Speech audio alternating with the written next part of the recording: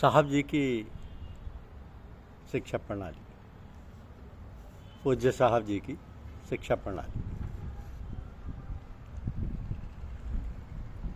परम पूज्य राणा जी साहब की शिक्षा प्रणाली ऐसी है कि कभी किसी से कुछ नहीं कहते, स्वयं कार्य कर डालते। कभी आवश्यकता हुई तो बहुत थोड़े शब्दों में बात समझा दी।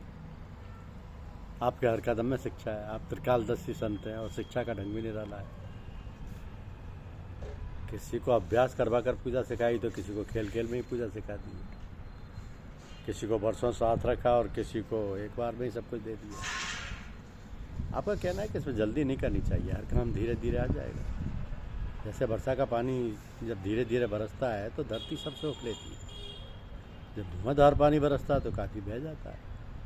आप कहते हैं कि देर तो केवल पात्र बनने में लगती है, उसमें अमृत उड़ने में नहीं। आप बतलाते कि हमारे पास जो भी आता है उसका अध्यात्म मार्ग उसी समय तय कर दिया जाता है कि कैसे कैसे उसको चलाना है। पूरी रूपरेखा तैयार कर दी जाती है। आप तवज्जो बहुत हल्की देते। आपने बताया कि जिसको हम एक निगाह भर कर देख लें तो वह पागल सा हो जाता था, इसलिए हम अब ऐसा नहीं करते। आपने बताया कि हमारा टूर प्रोग्राम ऊपर से निश्चित होता है, इसलिए ज़बरदस्ती नहीं रोकना चाहिए। जब कभी कोई पूज्य बाबूजी महाराज से कोई बात पूछता तो आप उससे कहते कि राम सिंह से पूछो। पूज्य बाबूजी महाराज के पास आने वाले को जिज्ञासु पूजा करते और अपनी हालत बयान करते कि हमने पूजा में ये देखा और वो देखा।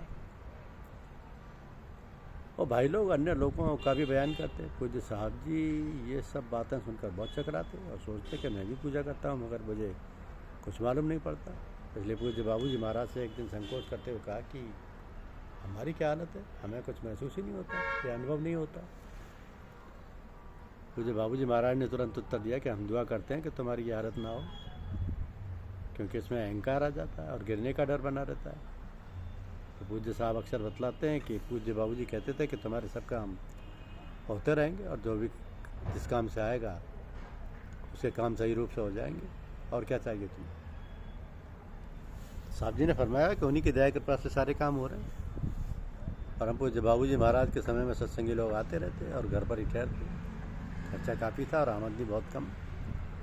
तो परम पूज्य उस समय के खास सत्संगियों से पैसा इकट्ठा करके घर के खर्च उठाते रहते। कुछ सत्संगी जो अच्छी नौकरी पर थे 100 रुपये प्रति माह बाबूजी को भेजते रहते, जबकि उनकी तनख्वाह 300 रुपये प्रति माह से अधिक न थी। परम पूज्य साहब जी ने अमेरिकन डिपो आगरा में नौकरी भी कर ली, जहाँ उन्हें 350 रुपये प्रति माह मिलते थे, और ये सब तनख्वाह अपने गुरुदेव को भेज दिया करते। अंत समय तक बाबूजी महाराज का खर्चा बड़ी मुश्किल से चल पाता था, और बाद में भी परम पूज्य खर्चे आदि का प्रबंध बड़े सुचारू रूप से करते रहते।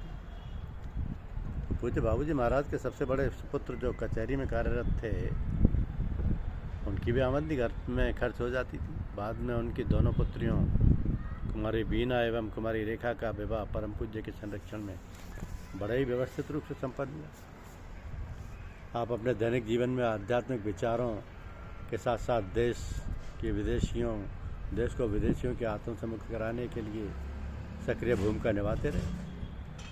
स्वतंत्रता सेनानी के रूप में आपका काफ़ी योगदान रहा। सिर्फ जेल नहीं गए, क्योंकि आपके पिताजी की पदवी व रौब दाव के कारण आपको छोड़ दिया जाता था। सन 1942 के कांग्रेस आंदोलन में आपने अहम भूमिका निभाई। बाद में जनाब मौलाना अब्दुल गनी खान साहब बख्तियार जी महाराज के समझाने पर आप वापस आ गए। एक बार भंडारे के अवसर पर कुछ साधकों में विचार विमर्श हुआ कि पूज्य साहब जी को चुनाव में खड़ा करके सांसद बनाया जाए और यह अध्यात्म का अच्छा विकास मार्ग बन जाएगा। इससे लाभ होगा कि देश के अन्य नेता एवं सांसद अध्यात्म की ओर आकर्षित होंगे। इसके लिए परम पूज्य बाबूजी महाराज की आज्ञा के लिए जब ये प्रस्ताव रखा गया तो पूज्य बाबूजी ने फरमाया कि पूज्य लाला जी महाराज इन बातों में समय बर्बाद करना मुनासिब नहीं समझते थे। इस प्रकार इस प्रस्ताव को यहीं समाप्त कर देना पड़ा, और आप आज घर घर जाकर उस अच्छी सेवा पूरे राष्ट्र के लिए, समाज निर्माण के लिए कर रहे हैं। अब आप अपने गुरुदेव महात्मा श्याम बिहारी लाल जी बाबूजी महाराज के पास रहने लगे 1928 से 1940 के समय में, और घर का सारा काम-काज व्यवस्थित रूप से करते रहते। बाबूजी महाराज के प्रातः उठने से पहले आप उठ जाते और पूजा आदि के स्थान को साफ कर देते। आपकी श्रद्धा, लगन व साहस से परिचित गुरुदेव बाबूजी महाराज ने अन्य शिष्यों में आपको आपको सर्वप्रथम सन 1939 में आचार्य पद के अधिकार प्रदान कर दिए। तदनुसार आपको सभी आने वाले सत्संगी पूर्ण आदर देते। आपने बताया कि एक बार की बात है कि बाबूजी महाराज भी बीड़ी पीते थे, उनके आधे आधे टुकड़े घर में पड़े रहते थे। आपने एक टुकड़ा उठाकर मुंह में लगाया और बीड़ी पीने का स्वांग बनाया और उसी प्रकार बैठकर आकृति बनाई। जिस प्रकार पूज्य बाबूजी बैठकर बीड़ी पीते थे, तब तक न जाने कहाँ से पूज्य बाबूजी आ गए और ये देखकर बोले कि किसी की नकल करना हो तो अच्छी बात की नकल करनी चाहिए। इससे आपको बहुत गिलानी हुई, फिर आगे से यह अनुकरण कभी भी नहीं दोहराया। आपने पूज्य बाबूजी की आज्ञा का अक्षर से पालन किया और आज भी कहते हैं कि बाबूजी के सहारे हमारा जीवन चल रहा है। मुरादाबाद में टेलरिंग का कोर्स एवं नौकरी की 1940 से 45 तक। सन 1940 में आप मुरादाबाद में AKS इंडस्ट्रियल स्कूल में टेलरिंग के प्रशिक्षण के लिए पूज्य बाबूजी की आज्ञा से गए। टेलरिंग विभाग के इंचार्ज श्री रामचंद्र वशिष्ठ जी थे। उन्हें जब पता चला कि आपके पास ठहरने की कोई समुचित व्यवस्था नहीं है और आप एक मेधावी छात्र हैं, तो उन्होंने आपको अपनी दुकान, जिसका नाम वेस्ट एंड टर्न था, उसमें रहने की व्यवस्था करवा दी। तो आपके व्यवहार से श्री रामचंद्र वशिष्ठ बहुत प्रभावित थे, क्योंकि आप एक सज्जन एवं सेवा भाव वाले विद्यार्थी थे। कुछ समय उपरांत किन्हीं कारणों बस वो दुकान बंद करनी पड़ी, तब आपको अपने मकान की बैठक में रहने की आज्ञा प्रदान कर दी। एक दिन वशिष्ठ जी ने आपको रात्रि में 2 बजे ध्यान में बैठे देखा, तो अगले दिन प्रातः आपसे पूछा कि रात्रि में 2 बजे क्या कर रहे थे।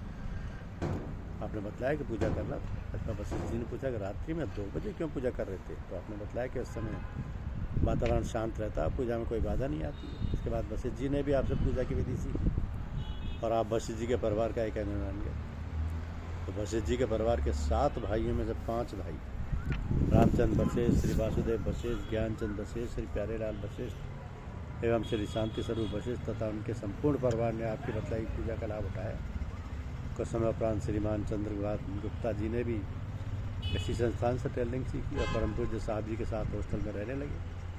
तथा बाद में गुप्ता जी का संपूर्ण परिवार भी साहब जी के संरक्षण में आ गया। तो पूज्य राणा जी मुरादाबाद में टेलरिंग सीखकर 1943 में वापस लौट आए।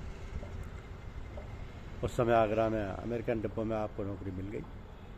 तो गुरु की सर्वज्ञता के विषय में आपने बताया कि जब हम आगरा में इंटरव्यू देने गए तो इंटरव्यू देते समय थोड़ा सा ठिठक गए। जब लौटकर फतेहगढ़ आए तो बाबूजी ने पूछा कि तुम इंटरव्यू देते समय बीच में चुप क्यों हो गए थे।